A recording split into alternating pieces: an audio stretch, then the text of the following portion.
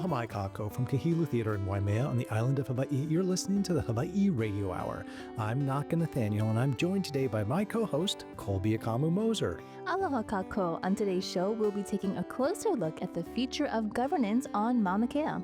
For our ʻike kūpuna segment, we're going to be listening to Aunty Pua Case, talking about what keeps her up at night when it comes to our most precious resource, vai. And we'll be hearing mele from the Grammy-nominated and multi-now Hoku Hanohano award winner, Amy Hanaialiʻi. And we'll finish with a moʻolelo from local entrepreneur, Dayna Wong. And this was going to be my year, 2020. The day after our 5th wedding in March, the lockdown began. News, ʻike, kūpuna, mele, moʻolelo, and more. All on today's episode of the Hawaiʻi Radio Hour from Kahilu. But first, the news.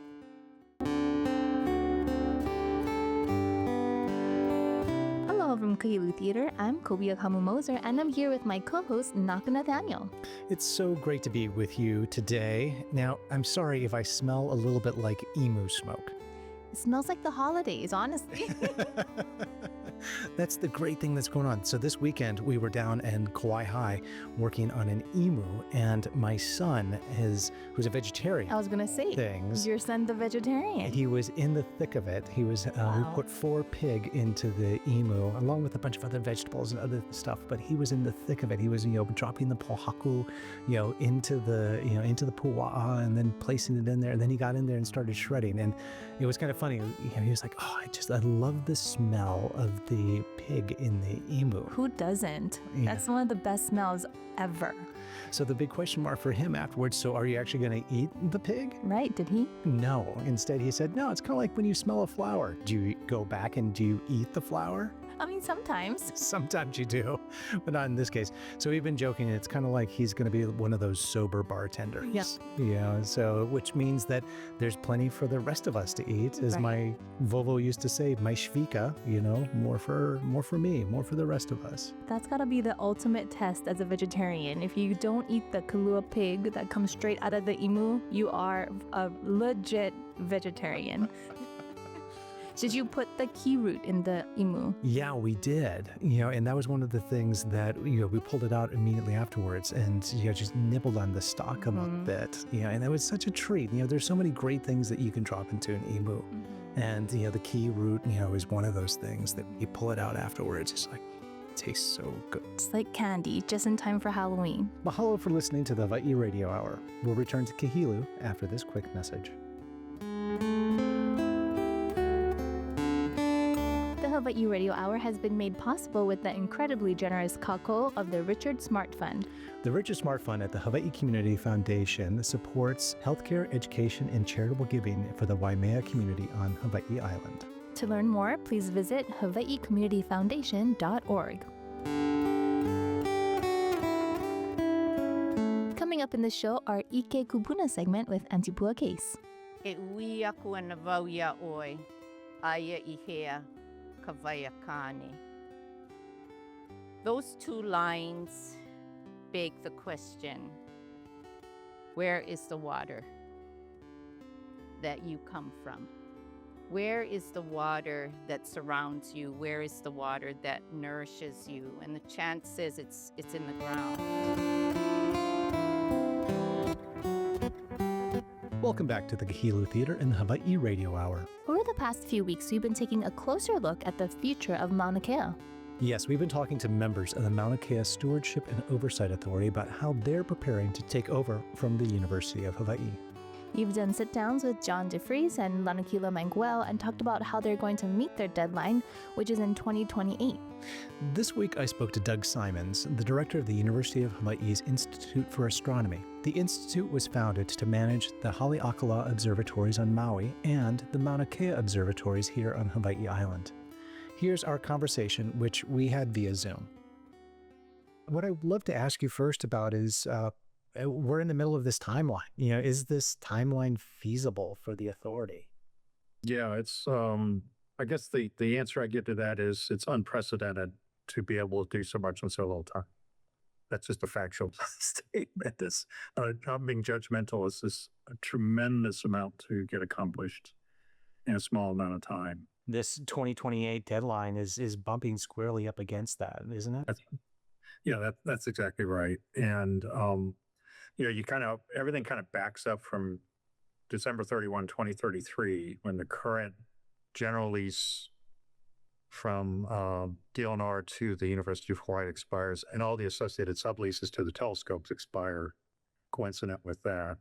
So that's the absolute deadline. And then you sort of estimate how far in advance of that do the observatories need to decide if they're going to try and get a new lease or fulfill their legal requirement of decommission by the end of 2033.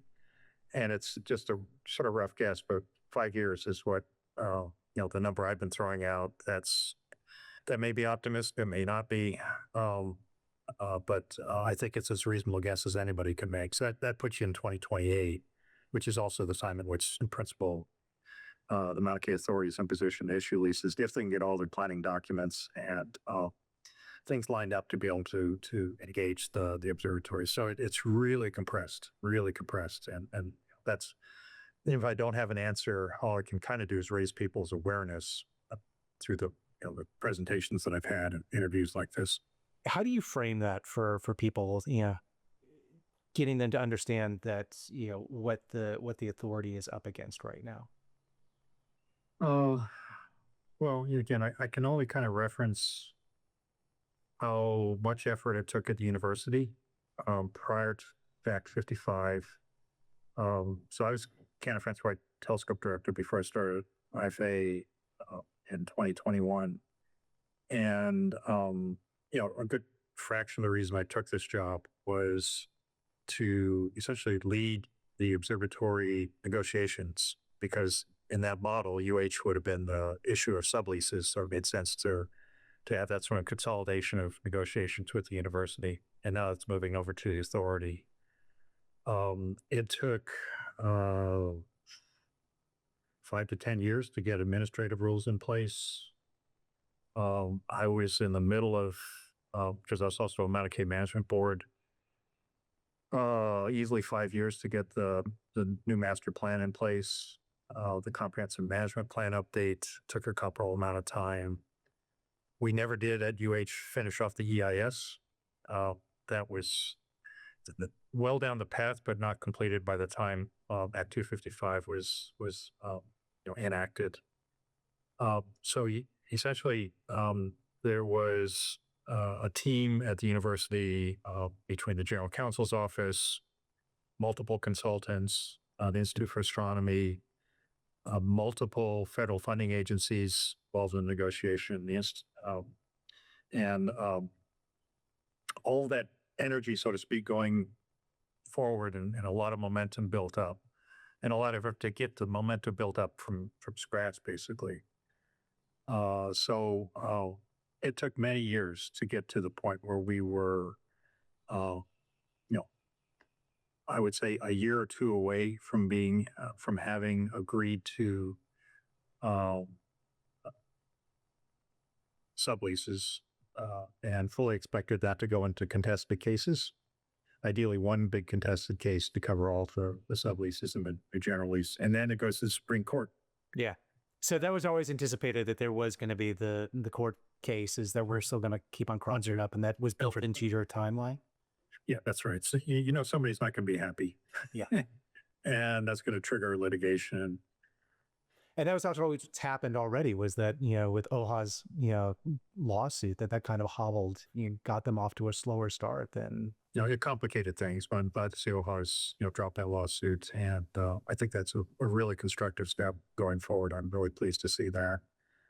You have two state entities that ideally should be working sort of hand in hand towards a common goal. And that's really hard when you got a lawsuit going back and forth between the two. Is there anything that can be done to help out, this process, or is this going to be something that this is going to be a slog?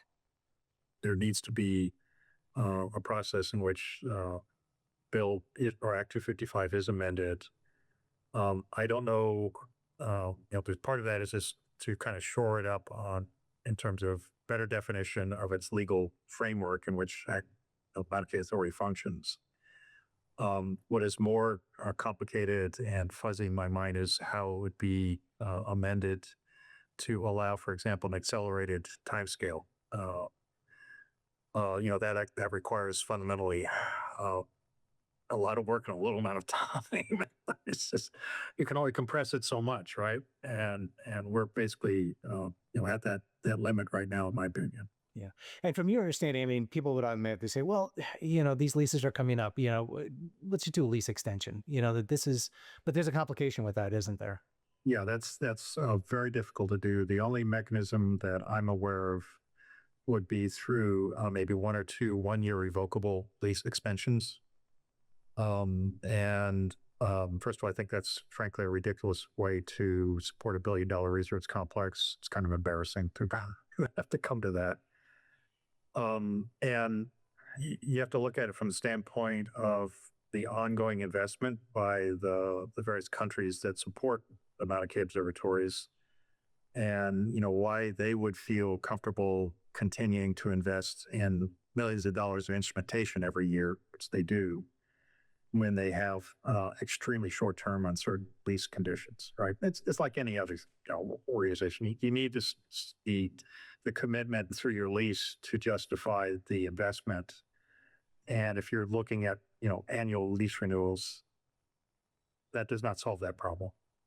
So I really look for a longer-term solution that gives everybody the confidence to know that those sorts of investments that keep the observatory state of the art and #1 in the world, are plausible. Yeah. And what's the worst case scenario that you're seeing right now? I just hope people don't have a sort of a too big to fail approach to it all. Hawaii has some too big to fail projects that failed. Remember the super ferry? Yeah. That's right. You just can't assume that it's all going to work out without a lot of people rolling up their sleeves and trying to find some solution to it all. So the absolute worst case scenario is we lose all the observatories of Mauna Kea. That would be a gigantic loss to the state of Hawaii, and frankly to ground-based astronomy this century, given the #1 status that we have in terms of the science product that is generated by the Mauna Kea observatories and global astronomy. So for me, the stakes are extremely high, and I'm not. It shouldn't be interpreted as being threatening or over the top. That just is what it is. We have over several decades established an incredible array of observatories that have led to remarkable discoveries, Nobel Prize work, et cetera. And we cannot take for granted that, given the maze of steps required to allow that to go beyond 2033, is going to take some heavy lifting. It's not going to happen by itself. It will absolutely require a lot of folks having the will and hopefully like-mindedness to find a solution to this problem. Yeah. What do you think some of the strategy and tactics that can be utilized with the local community to help make that? I think part of the reason I went on a little speaking tour, and every time I gave that talk, it was by invitation. I wasn't forcing myself. Right. And so these are talks that you were giving. You had developed a presentation that was about the history going back to what had happened to Hilo with the tsunami, and then pulling it forward to how astronomy started on the Mauna, right? Right. And likewise for the federal budget situation. My zero order goal in all of that is just to raise public awareness, knowing full well that without public support for the observatories on Mauna Kea, I don't think there will be a future. And I think broadly there is strong support, but you can't expect necessarily the public to know about all these details. There's so much going on, right? So my basic goal was to raise awareness, so that you hopefully have that public support for going forward. the public isn't necessarily to figure out the details, obviously, of how to make it work. But without that, it's definitely going to be a heavier lift, given concerns and opposition to the observatories of Mauna Kea. Yeah. So now that we're, loosely 5 years along, since the, this all kind of came to a head, over, with the protests. How do you see things now, going forward, for the future of astronomy on the summit? I've always kind of played the long game, so to speak. I felt pretty strongly for a while that it literally took, we're over a century past the illegal overthrow of the monarchy in Hawaii, and the wounds have not even come close to healing. And, it's not going to be some sort of transactional process. I feel very strongly that through supporting our kids, through opening the doors of the observatories, as I try to do through that presentation, I explain how I feel quite passionately that this is the state of Hawaii's astronomy program. It should benefit broadly folks all over the state, and in particular our keiki, by providing educational opportunities that are found nowhere else. And we do that now, but I'd like to see that encoded in any future agreements. So if there are telescopes on Mauna Kea, local kids have access to them. And that is an incredible advantage they're going to have compared to students worldwide if they want to go into STEM or astronomy even. So I would like to see, an agreement in place that ensures over a good chunk of this century, through a long-term lease, 50 years or whatever,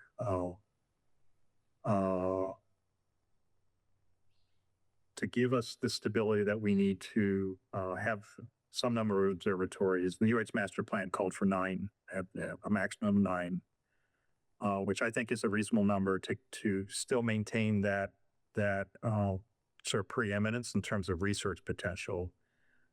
You also need a certain number just to make it economically viable to deal with all the shared costs. If you get too few, what's left just can't keep up with the shared costs.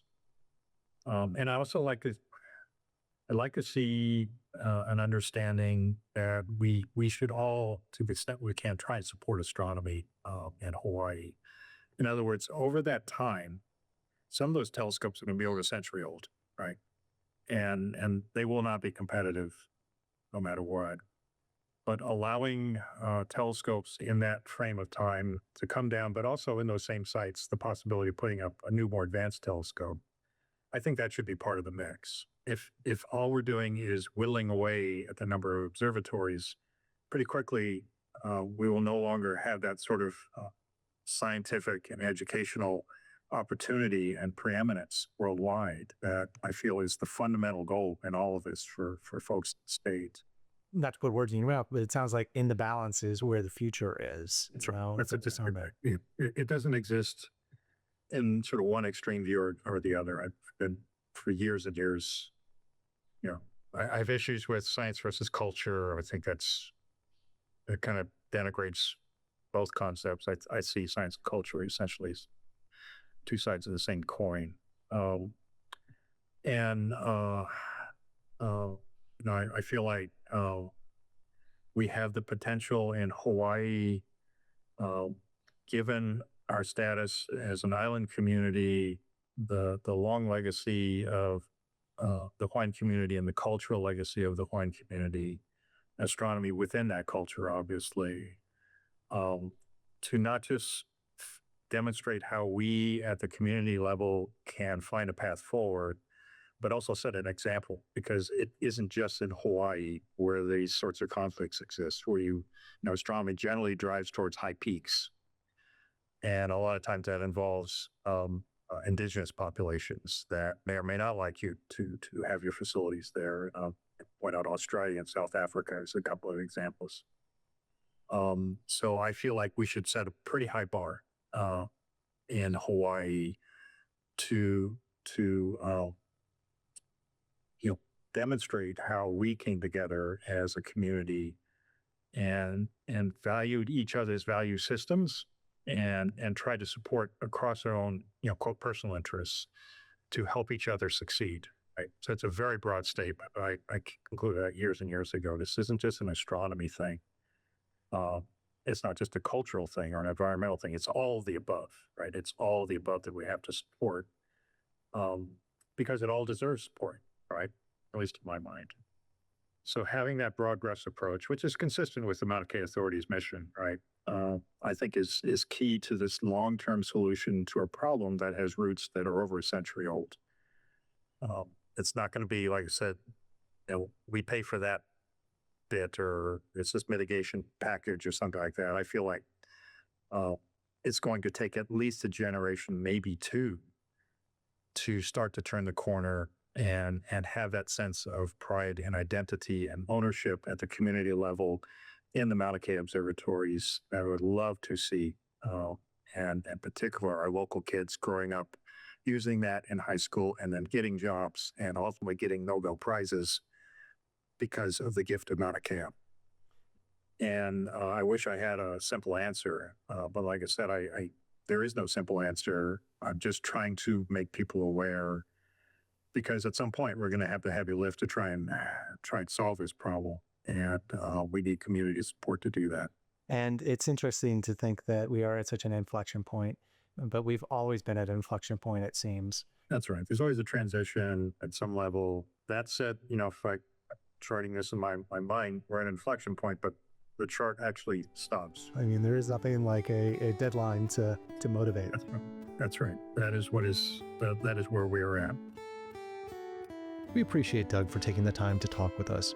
To watch a video of the presentation he's been giving about the history and future of Mauna Kea, you can go to waimeatown.org. Again, waimeatown.org. Mahalo to Doug Simons for sharing his insights. You can listen to our past interviews with John DeFries and Lanakila Manguel by going to our YouTube channel. We'll be right back after this short break. You're listening to the Hawaiʻi Radio Hour.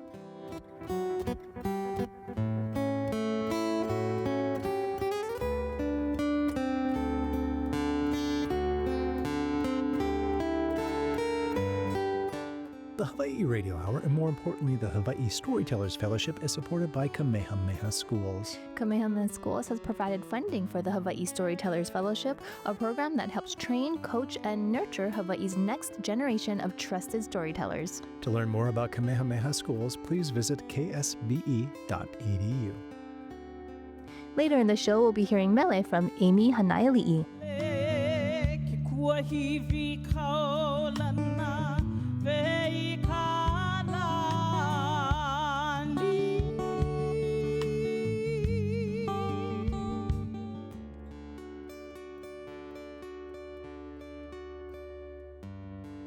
We'll return to Kahilu after this short break. You're listening to the Hawaiʻi Radio Hour.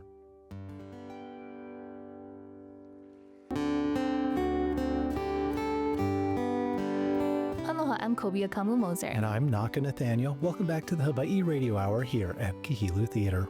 On this week's ʻike kūpuna segment, we hear from Aunty Pua Case from Waimea, sharing her mana'o of one of our most important resources, vai, or water. Here on the show, we love to celebrate ʻike kūpuna. However, the ʻike kūpuna doesn't always have to come from someone who is a kūpuna. They might be many years away from being a kūpuna, but they are vessels of the knowledge we need to thrive here in Hawaii. Aunty Pua Case fits into that category. You featured her in an Eating Our Roots episode. That's right. Here's Aunty Pua Case sharing her knowledge of vai. E ui aku ana vau ia oi, aia I hea ka vai akane. Those two lines beg the question, where is the water that you come from? Where is the water that surrounds you? Where is the water that nourishes you? And the chant says it's in the ground. It's in the springs. It's the water that you drink. It's the water that has the mana. It's the water that is life. Water is life. So aia I hea ka vai o ko'u wahi. Aia I hea ka vai o kou wahi. where does my water come from? And where does your water come from? That is significant, necessary to know and to understand. My waters come from Mauna Kea and Napu'u o Waimea, the hills of Waimea. But it comes from, even before that, it comes from the ua that falls from the sky. And before that, it comes from the water cycle, that is the ocean, that is the rain, that is the water that flows. And so here in Waimea, we are the keepers of water here. Waimea, red water. Vai vai kohakohau, vai vai waikoloa. We come from the streams of Waikoloa. And we come from the streams of Kohakohau. And when our streams are running, they run from the hillside all the way from the aquifer and the water sources, and they run all the way to the sea. But that is when we are in balance, when we have an understanding of the relationship that we have with water. That's when we really realize how our ancestors viewed water, how they exchanged with water, the intimate relationship and care that they gave all the way from the water source, all the way until it touched the sea, and then the care they gave to the sea. That comes from the kanawai. That comes from the codes of conduct, the protocols, the guidelines, the rules, the laws that had to do with the water. And for here in Waimea, we have traditions still, which maybe not every place throughout our pai'aina have. And that's the beauty of coming from this wahi, where we still have a glimpse of what our kūpuna did. We have a rain rock. And I hope there are others that can say the same. We have this place that was dedicated for prayer for rain. We have this place where we took care of the elemental beings of rain. This is where the mo'ovahine and the mo'okane dwelled in that stream, because that's what keeps us connected to the truth of water. That's what gives us the kuleana. Not just, oh, we have to take care of water, but we have to take care of all that is connected to the water. So here, when I'm chanting, when I'm bringing a lei, I'm asking for water, yes, when there is no water, but I'm also bringing a lei down to place upon this rock as an offering of gratitude when there is water. So even having one tradition tied to water in a place that is known for water keepers and healing is so important. Not just for the elders who are watching us and say, oh, they still know how, or for our generation who are keeping these traditions no matter what, but for the young ones who need that. They need to know that something that they do might bring water, might bring rain. And when rain doesn't come with a single prayer or a single lei, that's when we have to start thinking about, what have we not done?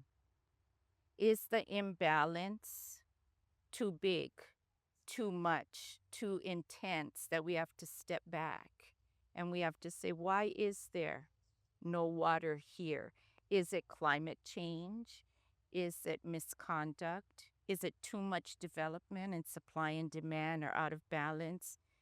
Is the forest not pristine and the aquifer? We have to look at all of that in the daily life. So to me, the process of getting the rain into the stream and getting it all the way to your house is extremely important to know. Because when you open it and no more water, you're going to say, I wonder where along the steps, along the way, along the path, along the stream and the flow of water, something is not right. And if it's starting simply because there is no rain, then what can we do? We have to go back to our traditions. We have to go back to the prayer and the trust in the relationships that our kūpuna had with our elements. We have to say we still can do that again. And that's what's important about being here in these spaces where we can sit down and recite the names of the hills, the names of the streams, but go way beyond that.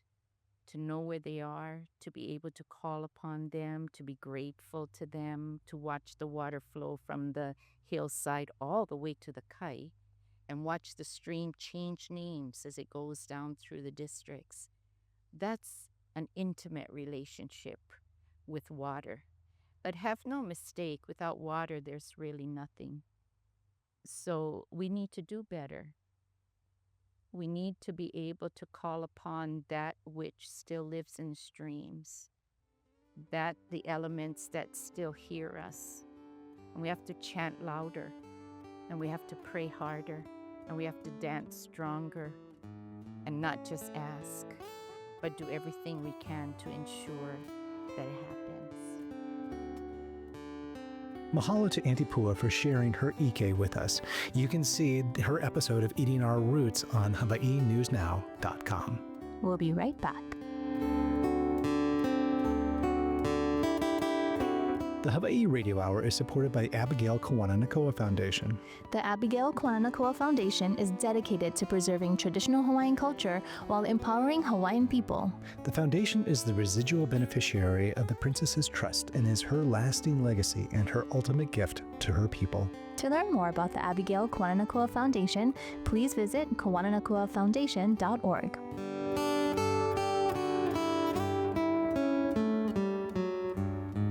Welcome back to Kahilu Theater in Waimea and the Hawaiʻi Radio Hour. We are grateful that you're taking the time to listen to us.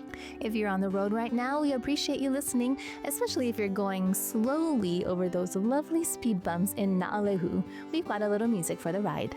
Today's mele is from Amy Hanaialiʻi, who's going to be performing at Kahilu on November 23rd. And not only is she going to be singing, but she's going to be performing with Waimea's own Maika Kamoholi'i and his halau na ki pu'upu'u. And wait, there's more. Before Amy is going to be hosting a pre-show wine tasting. Ooh, she's going to be sharing bottles from her Amy Hanaiali'i vineyards before the show. It's going to be quite a Sunday afternoon.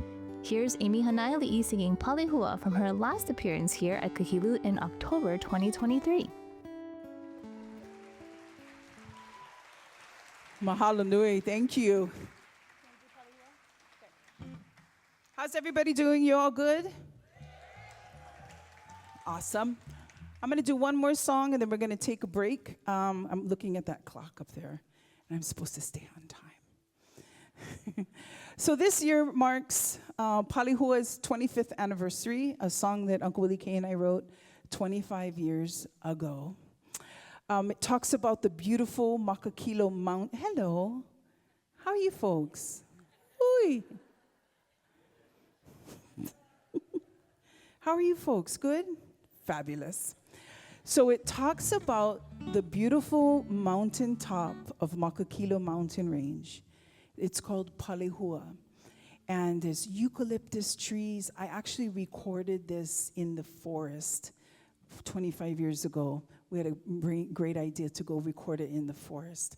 Now, I went up there about 2 months ago, and now it's a conservation. It's so beautiful, just flourishing and flourishing. Anyway, Willie and I wrote ukapile albums up there. We wrote tons of albums up there. We'd go up 2 gates, shut the door, shut the gates, and we'd be up there for 2 weeks, just the best time ever. So in honor of 25th anniversary of Palihua, I wrote another verse with my cousin, Kumu Maika, and I sing it in Hawaiian, in Japanese, and also in French, because we came from France. We came from Europe. We had a fabulous trip to Europe. I'll get into that in the second half. But tonight I'm going to sing it in the Hawaiian version. I hope you like it.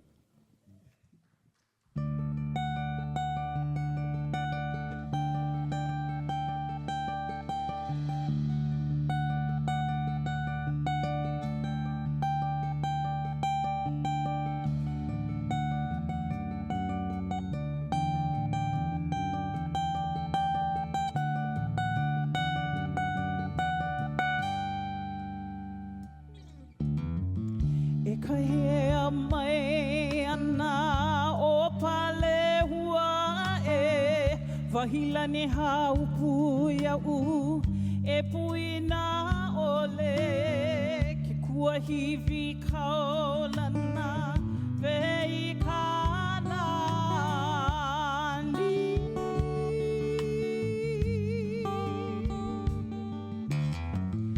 o ka wahi kie loa o pale hua e pamai ana kamakani I ka ulu na hele ulu pune mako I ke ala pale piva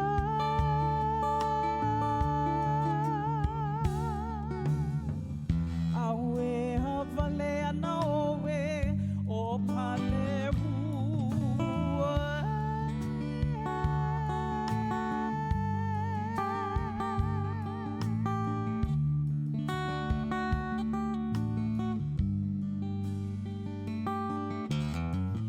Ho'i mai ko a'ana o pale hua e hia ai ka mana'o I ku'u moe moe a I ka malu o ke kua hivi a ke ali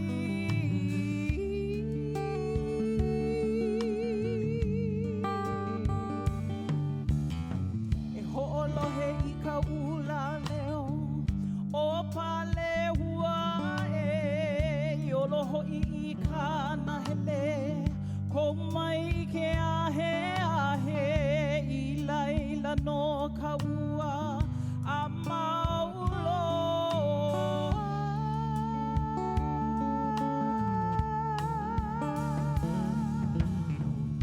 aue havale ana oe o pale hua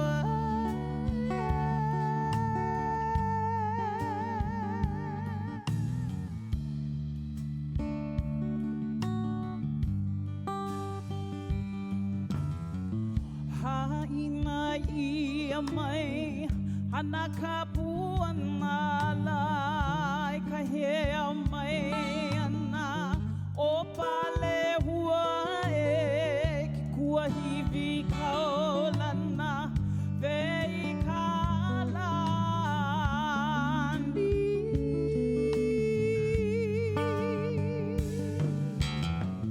haina ia mai hana ka puana lai ka hea mai ana o pale hua e kua hivi kaolana vei kalani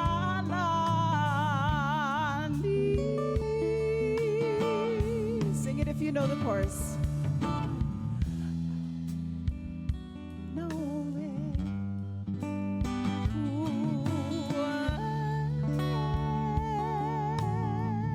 Beautiful. Hanoho.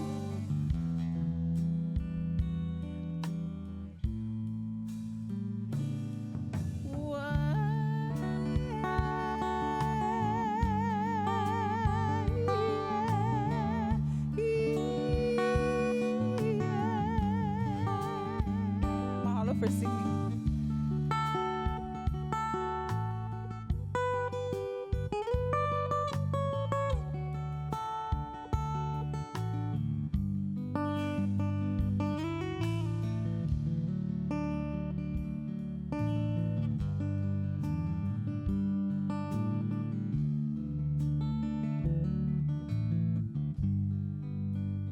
Thank you so much.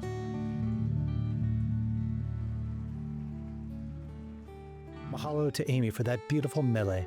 Amy will be here at Kahilu performing on November 23rd. For tickets to the show And wine tasting. and wine tasting, go to kahilu.org. We'll be back with a mo'olelo about persevering after things start not going your way. Support for the ʻike kūpuna and mo'olelo portions of the Hawaiʻi Radio Hour comes from Kate Bell and Tom Blackburn from The Deviants of the Norm. Without deviation from the norm, progress is not possible. We'll return to Kahilu after this short break. You're listening to the Hawaiʻi Radio Hour.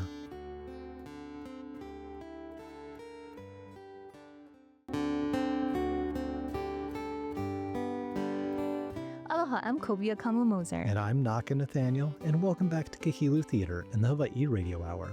At our last live show, Dayna Wong, a local entrepreneur, shared the story behind the founding of her business. Here's Dayna Wong sharing her moʻolelo on stage in front of a live audience at Kahilu last month. After working in the restaurant and luxury hotel industry along the Kohala coast for years, I finally made the big leap to chase my dreams of owning my own business. It was July of 2019 when I first started to book my first clients. I was ready to embark on this next journey after years of preparation. I'm originally from Oahu and Kauai with family roots in Waipahu, Makaha, and Anahola. We moved around a lot growing up, so when people ask me where I'm from, I usually say all over, but I graduated Pearl City.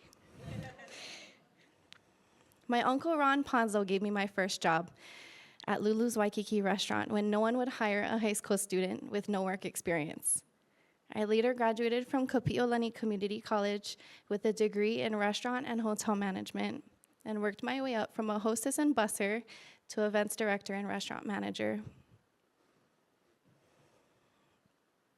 From my Uncle Ron, I learned not only the value of hard work, but more importantly, how to be of service to others, even when they're not always easy to serve. It was at Lulu's where I met and fell in love with the paniolo from North Kohala.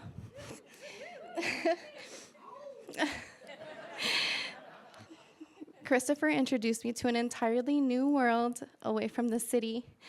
After receiving a job offer to work for his family's eco-tour business, I bought a one-way ticket to Hawaii Island.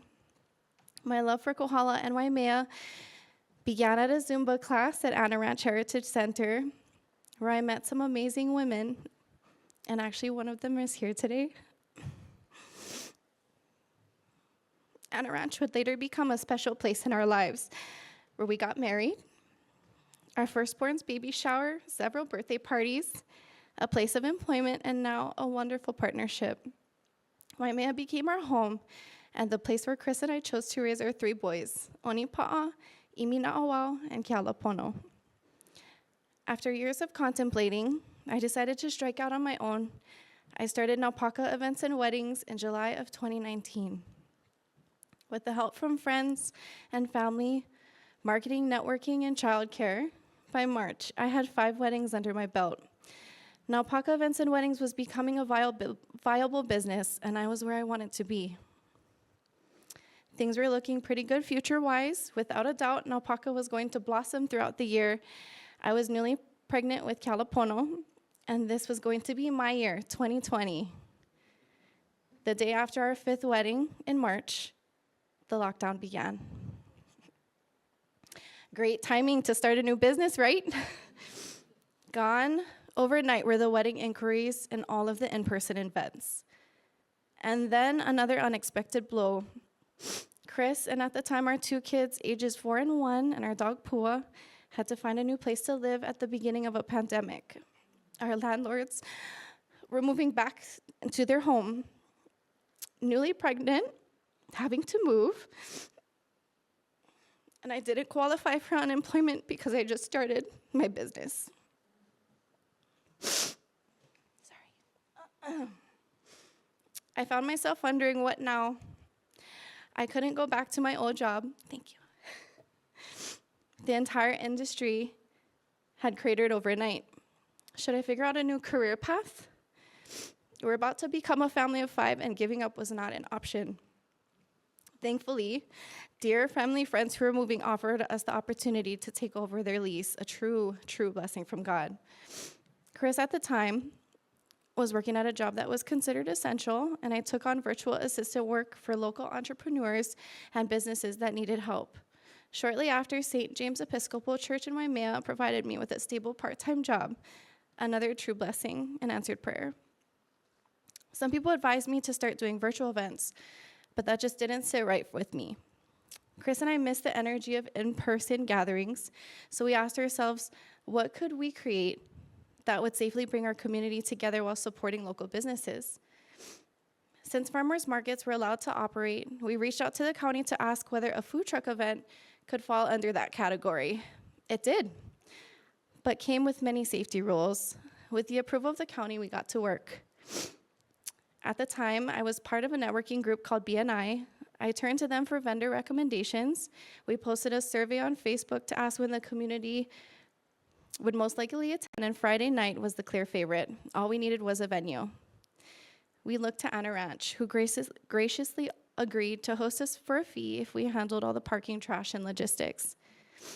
Our first event took place on January 8th, 2021, with just 6 vendors, and we had no idea what to expect. To our surprise, every vendor sold out before the night ended. We received plenty of compliments, and of course a few complaints, but we took all the feedback to heart, made improvements, added more vendors, and introduced live music.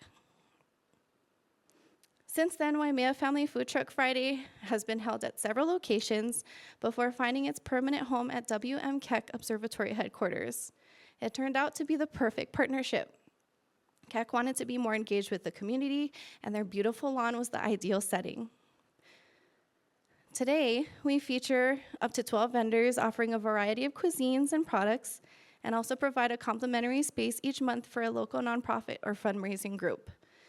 Vendor fees are reinvested into the event to support live music by local musicians, keiki activities, and staffing. It's been absolutely incredible to watch some of these small businesses grow from a simple tent setup to a full food truck and even into a brick and mortar location. Now that the pandemic is behind us, weddings and events are back in full swing. Naupaka Events, thankfully, continues to grow, and Waimea Family Food Truck is going strong as we look forward to celebrating our 5th year, if Keck will continue to have us. None of this would have been possible without my husband, Christopher.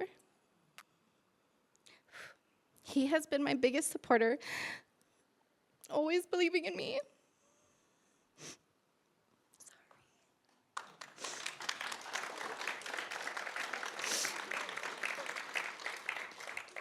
Pushing me when I doubt myself, and standing beside me through every challenge. When I felt like giving up, he's been the steady reminder of why we started and the voice encouraging me to keep going. I thank God every day for blessing me with a partner who shares the same faith, heart, and vision for our family and our community. I'm inspired by this quote. Faith is taking the first step, even when you don't see the whole staircase. These words by Dr. Martin Luther King perfectly describes my journey. One built on trust, perseverance, and the belief that God's plan is always greater than my own.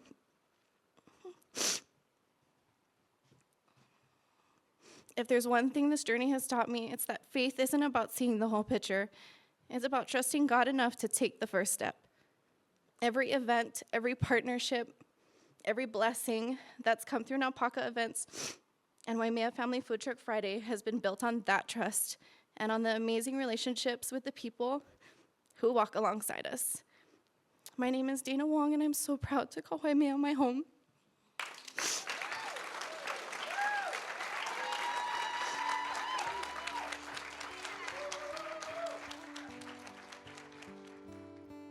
Mahalo, Dayna, for that moʻolelo. Such a beautiful story. Make sure to attend the next food truck event coming up this Friday, happening at the WM Keck Observatory's headquarters. Dayna was a storyteller here at Kahilu, and we are so excited to share more stories in upcoming weeks. We're also excited to announce our next live show will be here on December 4th at Kahilu. For tickets, go to kahilu.org. The Hawaiʻi Radio Hour is grateful to the Stupski Foundation's support of the Hawaiʻi Storytellers Fellowship. The Stupski Foundation is a private foundation returning its assets to the communities it calls home in Hawaii and the San Francisco Bay Area. The foundation partners with community leaders who are building a more equitable future to support just and resilient health, food, and higher education systems for all. Because change can't wait. We will return in a moment.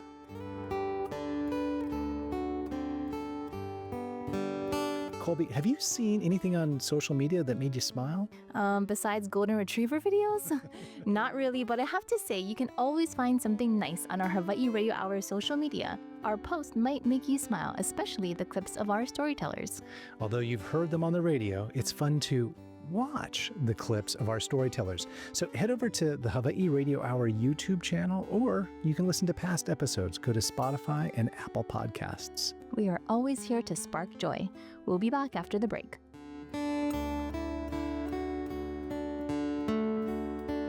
Mahalo for listening. We want to mahalo everyone who made this show possible. Doug Simons, Amy Hanaialiʻi, Aunty Pua Case, and Dayna Wong for getting in front of the microphone. Behind the scenes, we want to mahalo Gillian Santiago for writing, producing, and editing the show this week. A special mahalo to the team at Kahilu. There are plenty of great events on the calendar this season at Kahilu. You can find them on kahilu.org. The 23rd annual Ukulele and Slack Key Guitar Festival is coming up on November 14th and 15th here at Kahilu. This event showcases an all-star lineup of celebrated slack key and ukulele musicians like Keola Beamer and Ledward Ka'apana.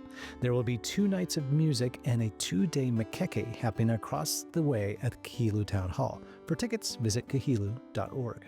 And if you're away from the islands but don't want to miss out on the performances at Kahilu, you can find shows on kahilu.tv. You can stream Amy Hanaialiʻi and the rest of last year's Ukulele and Slack Key Guitar Festival. Go to kahilu.tv. And we are interested in hearing from you. You can send us an email or voice memo to aloha@hawaiiradiohour.com. Again, that's aloha@hawaiiradiohour.com. Here on the show, we like to say, e ho'olohe I ko kākou moku. Listen to our island home. E ho'olohe I ko kākou moku. A hui hou and aloha.